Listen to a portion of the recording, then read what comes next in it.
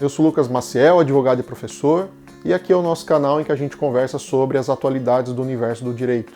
No vídeo de hoje nós vamos continuar falando sobre direito tributário, especificamente sobre substituição tributária.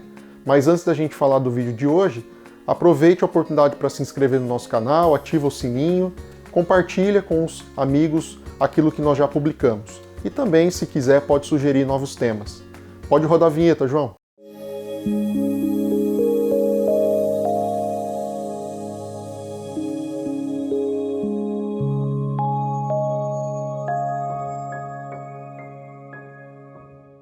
Bem, pessoal, vocês já devem ter acompanhado um vídeo anterior que nós já gravamos sobre substituição tributária, ocasião em que a gente falou sobre a ST para frente, aquela situação em que a gente falou do tabelamento de preços, a questão em que o produto já sai da indústria com o valor estipulado para fins de venda, e hoje a gente vai complementar falando sobre a outra hipótese de substituição tributária, que é a ST convencional, aquela que é utilizada no dia a dia com bastante frequência, isso envolvendo aí tanto pessoas físicas quanto pessoas jurídicas. E aí nós vamos falar um pouquinho mais como que funciona e quais são os desdobramentos disso. Mas antes da gente adentrar no tema, é importante lembrar que a substituição tributária existe como uma forma do fisco poder melhorar a sua arrecadação. É uma comodidade para o fisco. Ele elege algumas pessoas para que faça a retenção do pagamento do valor a título de tributo, facilitando com isso a arrecadação do fisco.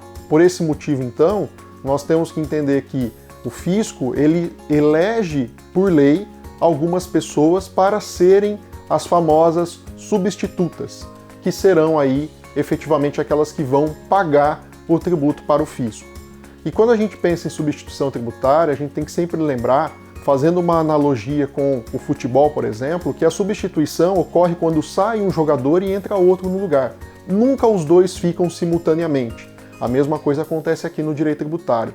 Quando há substituição, aquele que é substituído sai de cena e fica só aquele que é o substituto.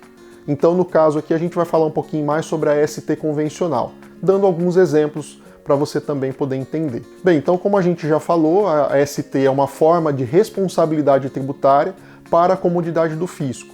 Um exemplo que nós podemos falar sobre a ST convencional é o que acontece na prestação de serviço. Quando você contrata um prestador de serviço, esse prestador ele vai emitir uma nota fiscal para demonstrar a realização daquela prestação do serviço. Isso quando acontece entre empresas, então uma empresa contrata uma outra empresa para fazer serviço de prestação de serviço. Numa situação como essa, a legislação determina que a empresa que tomou o serviço daquela que presta o serviço tem a obrigatoriedade de fazer a retenção do ISS e ela é responsável pelo pagamento.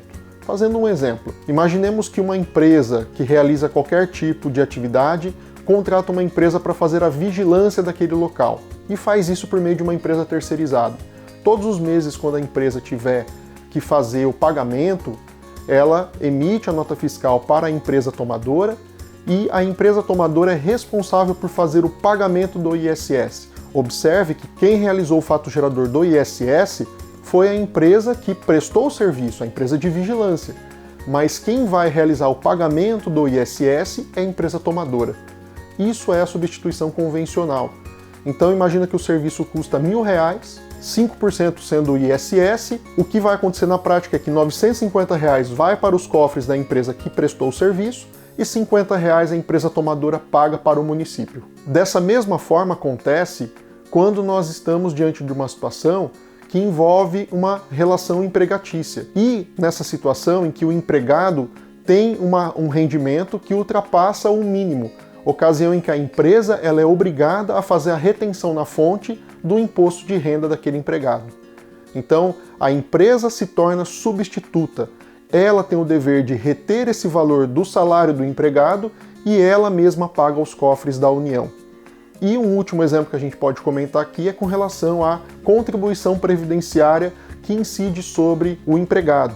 Aquela tabela que a gente já comentou em ocasiões anteriores, em que numa situação como essa, a empresa também é obrigada a fazer o desconto do INSS do empregado.